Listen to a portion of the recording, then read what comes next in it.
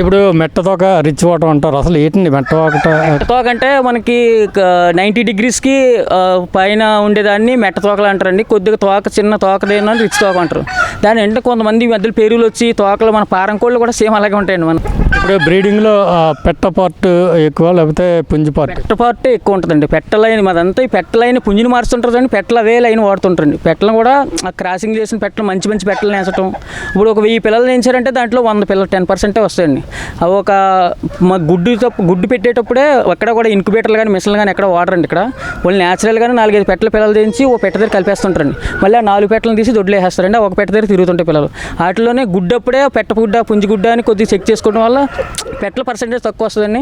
అయినా సరే మనకు 1000 పిల్లలు వచ్చేసరికి 100 పిల్లలే పనిచేస్తాయండి. ఆ 100 పిల్లల్లో మళ్ళీ 20-30 పోతాయండి. అంటే ఒక 2000 పిల్లలు చేస్తే దొడ్లో 200 పనిచేస్తాయండి ఒక సంక్రాంతికి అంతే. ఇప్పుడు హ్యాచింగ్ చేయడానికి బయట పెట్టనే పెడతారా లేకపోతే బ్రీడర్ పెట్టలనే ఇందులో బాగా ఏ అడుగుతున్నాయో పెట్టలను పెట్టేస్తుంటారు.